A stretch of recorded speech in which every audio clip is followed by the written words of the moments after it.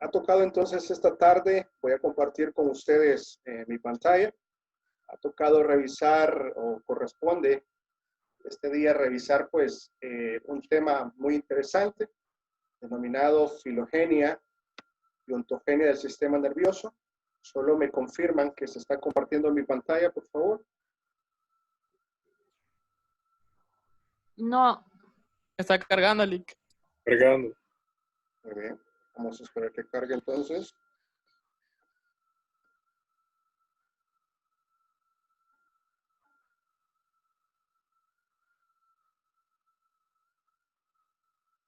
Lick, entonces para confirmar, solo vendría la primera presentación menos las escuelas psicológicas, ¿verdad? Correcto, así es. Sería la primera presentación. Gracias, Lick. Como están unidas, pues ahí sería nada más la parte introductoria. ¿Se puede ver mi pantalla, jóvenes? Sí, Lick, ya se puede visualizar. Perfecto, muchísimas gracias. Muy amable. Bien, entonces esta tarde corresponde pues hablar del tema filogenia y ontogenia del sistema nervioso y tenemos pues algunos objetivos para hoy.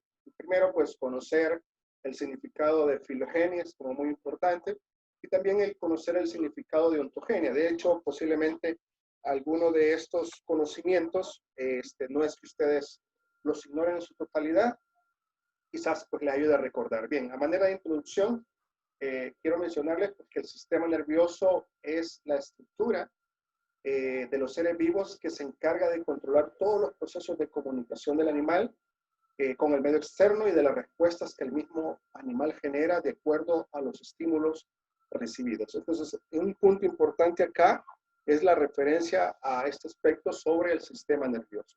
Es una estructura importante, es una estructura vital en los seres vivos y que precisamente la función de este sistema es controlar los procesos de comunicación. De tal manera, pues, que el animal, para este caso el ejemplo, pues pueda comunicarse de manera con su medio externo y naturalmente pues brindar respuestas a los estímulos de este entorno. Bien, seguidamente les diré que hablar de filogenia, para ello pues el primer paso es pues que definamos conceptualmente qué es la filogenia. Y en este caso pues tenemos una definición biológica que trata sobre el origen y desarrollo evolutivo de las especies, en general de la genealogía de los seres vivos. Por ejemplo, la filogenia de las aves. Este concepto es importante que quede muy claro, instalado en ustedes, porque luego pues vamos a ver el segundo que corresponde ver esta tarde. En este caso, pues entonces repito, filogenia es el origen y desarrollo evolutivo de las especies y en general de la genealogía de los seres vivos. Luego, quiero mencionarles que el desarrollo de los conocimientos en el campo de la genética han permitido estudiar las diferencias y similitudes en las cadenas de ADN de las diferentes especies. ¿Recuerdan qué significa ADN, jóvenes? ¿Lo recuerda alguno? Ácido desoxirribonucleico, creo, si no me equivoco. Sí, correcto, muy bien. Entonces estamos precisamente hablando que ese aspecto puntual, esa cadena de ADN, es precisamente, en este caso, ha permitido estudiar las diferencias y las similitudes, ¿verdad?, de las diferentes especies. Bien, luego se supone que las especies evolucionan debido a mutaciones del ADN. Es decir, que en ese ácido que mencionó, creo, Rivera, creo que fue él, precisamente surgen o se dan las mutaciones. Y los individuos mutantes pueden ser inviables para sobrevivir o bien pueden ser capaces de desarrollarse e incluso de adaptarse al medio mejor que la especie que la proceden. Es decir, que el resultado de estos cambios es que para las nuevas características de esta especie sea inviable el entorno o en todo caso sea capaz de adaptarse. De hecho, por ejemplo, ahorita nosotros estamos en medio de una pandemia que nos ha obligado pues a cambiar nuestra forma de pensar, nos ha obligado, nos está obligando a modificar nuestro comportamiento y naturalmente pues también esto nos está obligando a modificar nuestra manera de pensar.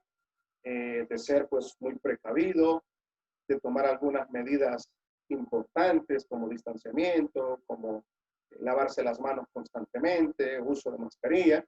Y pues obviamente aquellos que están en un entorno como un hospital tienen que utilizar pues precisamente otros implementos especializados de cara a adaptarse a ese entorno, a esas circunstancias. Porque de lo contrario, pues al infectarse del virus pandémico en este caso, pues la posibilidad de que la persona pierda su vida, pues es muy real. Bien, entonces, también puede producirse en las cadenas de ADN pequeñas alteraciones en el orden o en la secuencia que no llegan a originar una nueva especie. Es decir, hay algunos cambios, hay algunas modificaciones, pero estas no son tan significativas como el punto de llegar a originar una nueva especie, sino que producen únicamente cambios en las características de esta especie, o incluso los efectos pueden ser imperceptibles. Es decir, que hay cambios que están ahí, pero que son tan mínimos que incluso no se pueden observar necesariamente. Bien, quiero hacer un paréntesis, quiero comentarles que ha comenzado a llover por acá, bastante copioso, y que espero pues que no afecte con la señal. Si no, igual estamos. Me conecto nuevamente.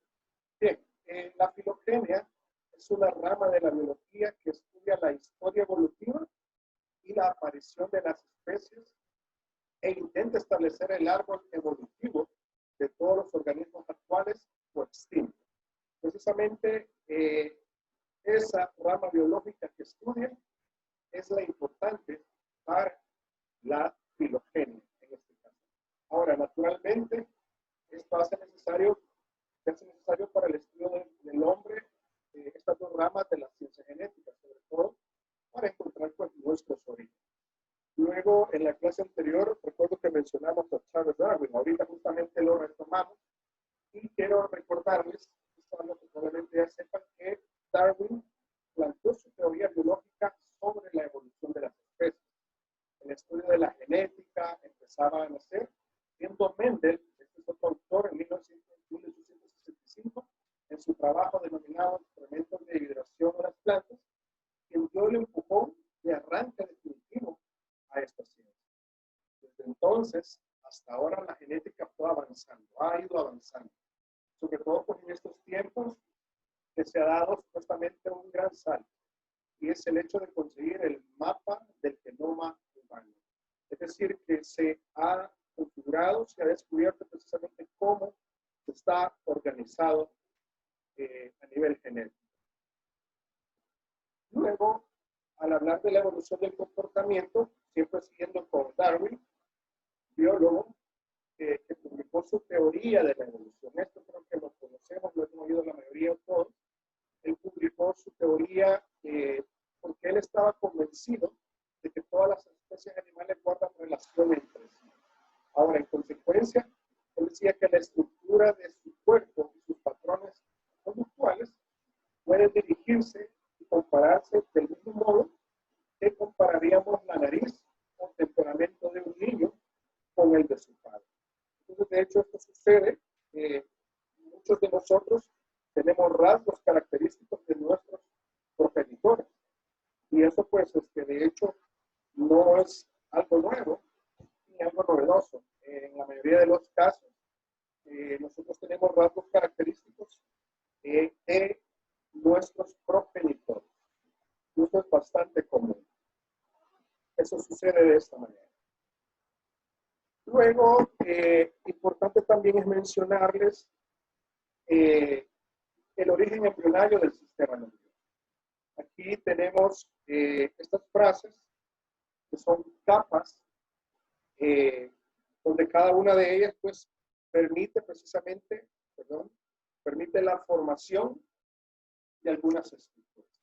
En este caso tenemos al ectodermo, que permitió el aparecimiento del sistema nervioso central, de las glándulas y de la mucosa. También tenemos al mesodermo, que permitió el aparecimiento de la capa dérmica, los tejidos y los músculos. Y tenemos al endodermo, que permitió el aparecimiento, pues en este caso permite el aparecimiento del tubo digestivo y de las glándulas. Bien, luego tenemos acá precisamente esta imagen que vincula aspectos muy importantes. Bien, que son los siguientes. De hecho, el título de esta lámina es Cerebro y Mente. Pero, si se fijan, tenemos que hacernos la pregunta, ¿verdad? ¿Qué es lo que permite que la mente exista o funcione como tal? Naturalmente, pues esta mente debe de tener o tiene una base orgánica. Y esta base orgánica precisamente es el cerebro. Recordemos que en el cerebro encontramos a los neurotransmisores. Más adelante vamos a tener una clase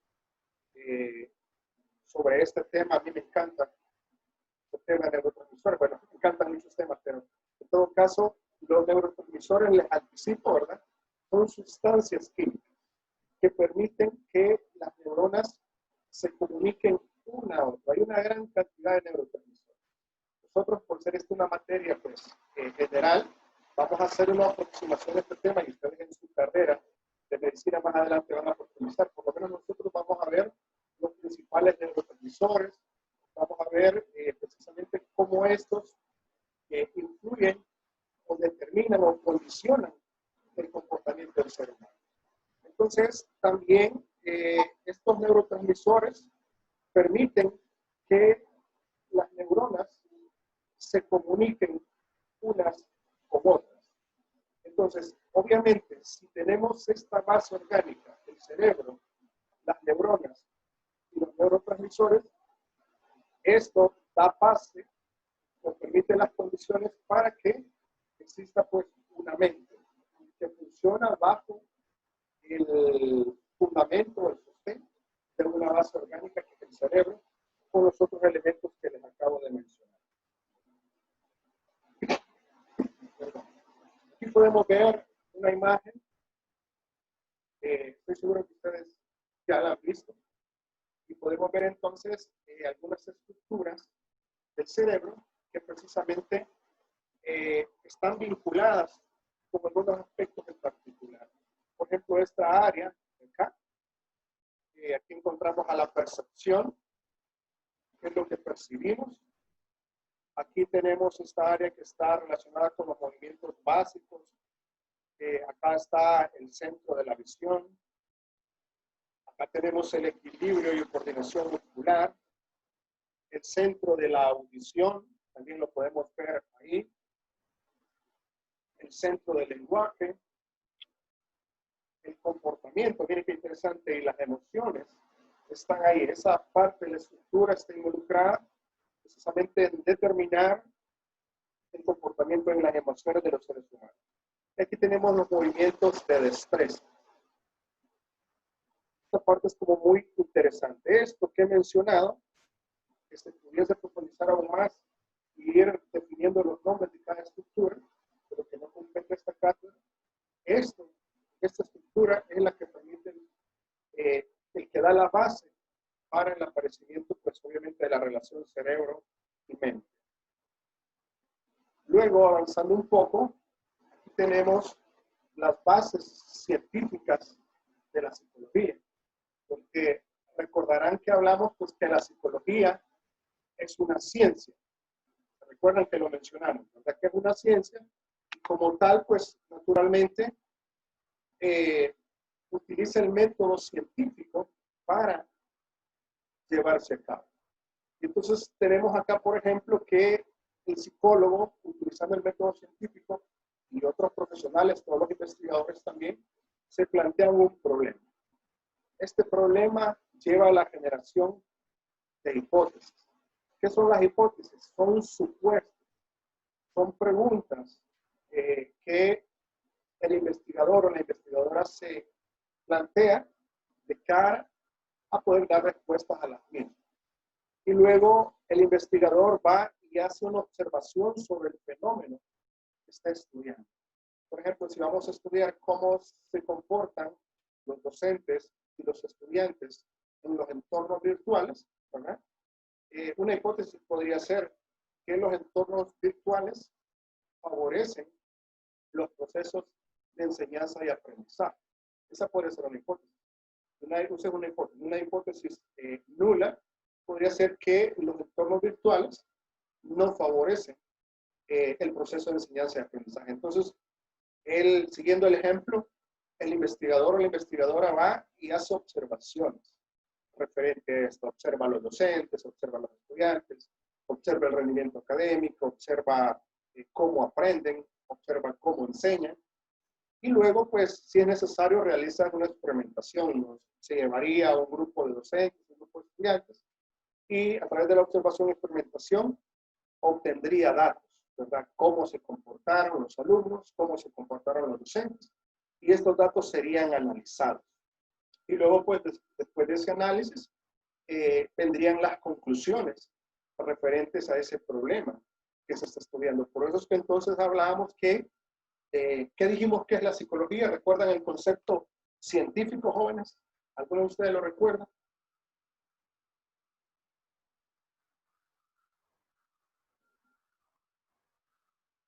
¿Verdad? Ciencia que estudia los procesos mentales.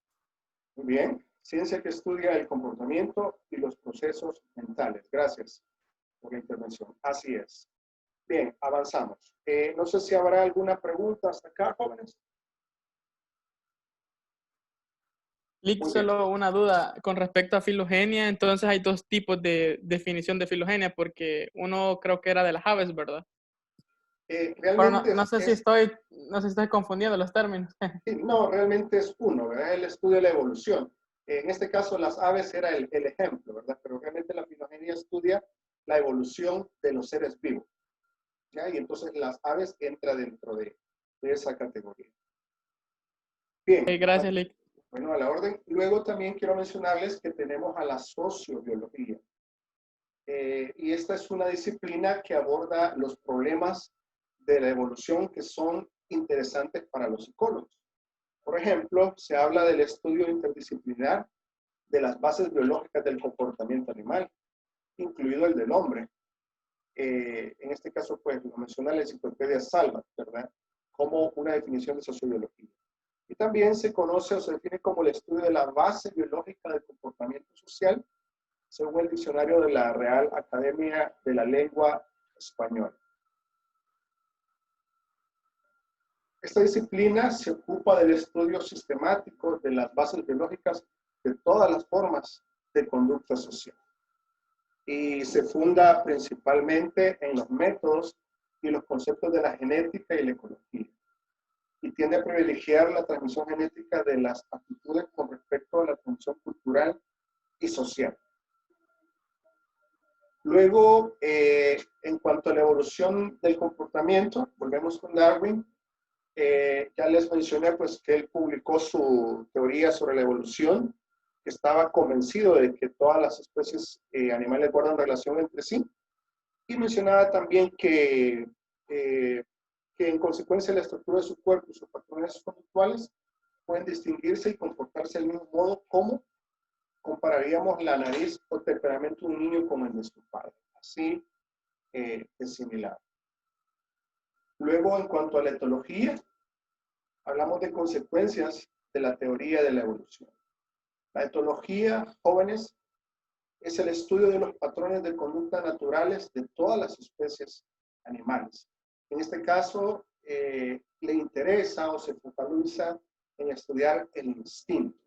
Porque, si bien es cierto, cuando hablamos del conductismo y que las conductas, o que muchos de los comportamientos son aprendidos, que son condicionados o pueden ser condicionados, pero en este caso la etología propone de que, si bien es cierto, repito, muchos de los comportamientos son aprendidos, pero hay una parte en el individuo de comportamientos que no son aprendidos, sino que son instintos. Por ejemplo, preguntémonos quién le enseña al recién nacido cómo amamantarse del pecho de la madre.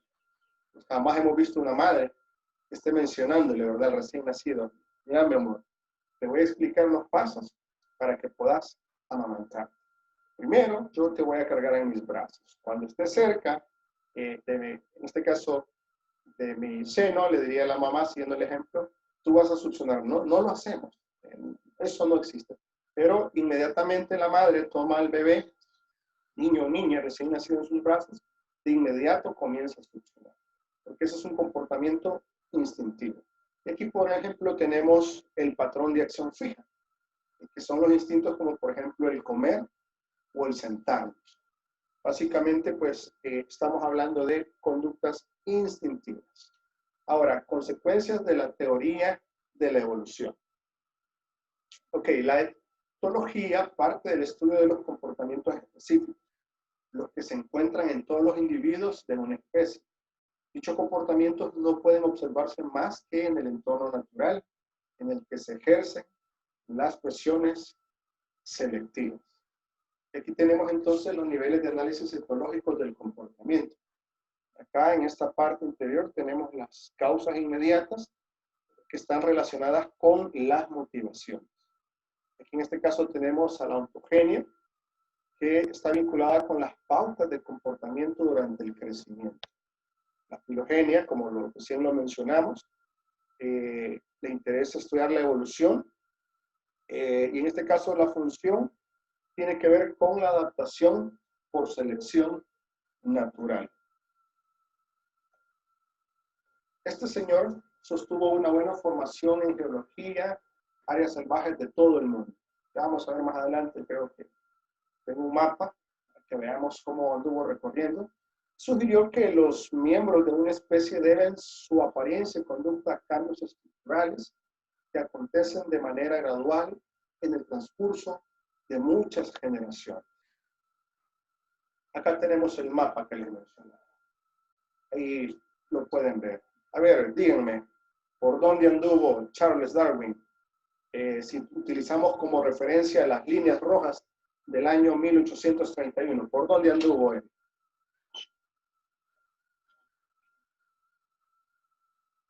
¿Se ubica? ¿No? Islas Canarias. Las Islas Canarias. Las Islas Canarias, muy bien. En el año 1832, con color, por lo menos a mí me parece anaranjado, supongo que ese mismo color les aparece a ustedes. Cabo Verde. Muy bien. Obviamente, pues es todo un recorrido, observen. Desde, obviamente, el fin, ¿verdad?, del continente americano. De hecho, hay una zona que se le conoce como el fin del mundo, ¿verdad? La altura de las Malvinas, incluso más abajo, recorriendo toda esta parte de Sudamérica. Y precisamente, pues, hasta pasando por Cabo Verde. En el año 33 34, vemos que estuvo, pues, por esta zona siempre. Final de, en este caso, la zona sur de nuestro continente americano. Y así, pues, obviamente, hemos oído sus historias sobre el recorrido de la isla Galápagos y otros más, y que precisamente, pues, dieron como resultado, como fruto de su trabajo, pues, cada uno de los postulados que él hizo. De hecho, su primer libro, denominado El origen de las especies, propuso que todos los animales habían descendido de pocos ancestros y que este proceso había tomado millones de años. Este principio del cambio gradual y la explicación de los recursos que lo controlasen se conoce como teoría evolutiva. Esto, jóvenes, es pregunta de examen. No sé, yo creo que de un examen parcial, porque en el corto ya dijimos que no entra. Así que esto es como muy importante, es muy importante. A lo mejor les pregunte, ¿verdad?, en qué consiste la teoría evolutiva. Ya pensaré cómo les planteo esta pregunta. También habló de la selección natural. Es una idea sencilla. También se los pudiese preguntar, ¿en qué consiste la selección natural? Sería una buena pregunta. Dice que es una idea sencilla que dice que los cambios evolutivos se presentan cuando las genéticas en las estructuras físicas mejoran la capacidad del individuo para sobrevivir y reproducirse, transmitiendo así estas mutaciones. Bien, puntos importantes en la evolución humana. Primero, se da el aparecimiento del aumento del tamaño cerebral. Hay un cambio, hay un incremento en el tamaño del cerebro. También el ser humano comienza a caminar en posición erecta. Aparece la visión estereoscópica, ojos hacia adelante, visión con profundidad y binocular, cabeza erecta. Estas son características que permitieron precisamente que el ser humano pudiera adaptarse a otro entorno. Y entonces, la psicología evolucionista y la darwiniana menciona que el cerebro logra lo siguiente. Primero, una mayor información sensitiva, mayor capacidad de procesos y respuestas complejas a su entorno. El cerebro humano alcanza un peso final de 1.400 gramos y el del chimpancé alcanza los 450 gramos. Vemos entonces la diferencia en cuanto al peso.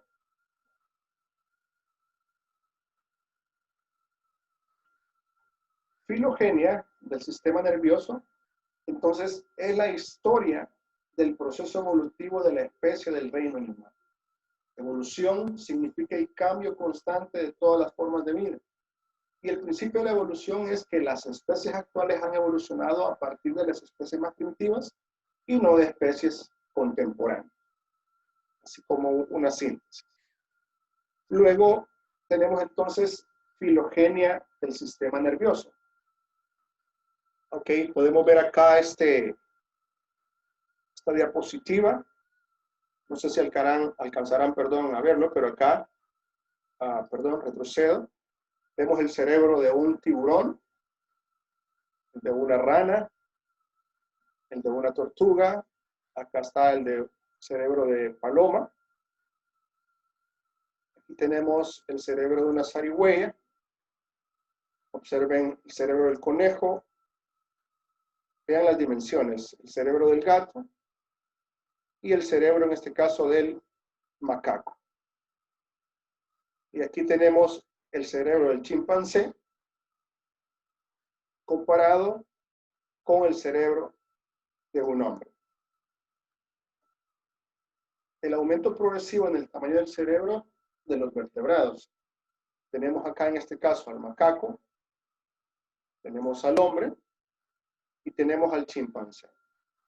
Naturalmente, pues el cerebro del hombre es mucho más grande, mucho más evolucionado en tamaño.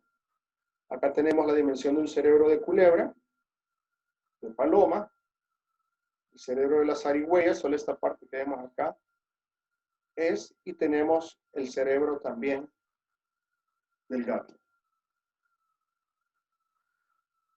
Vemos acá entonces la filogenia del sistema nervioso central. Vemos acá esta imagen donde hace referencia a que el cerebro humano es del tamaño de un coliflor, o se asemeja a un coliflor. Vemos acá el cerebro del delfín, vean, ¿no? Por lo menos la imagen no presenta mayor diferencia en cuanto a dimensiones. Y tenemos el cerebro de un antropoide. Acá tenemos el cerebro del pájaro, el cerebro de la serpiente y el cerebro de pez. Bien, quisiera saber si hay preguntas hasta acá con filogenia.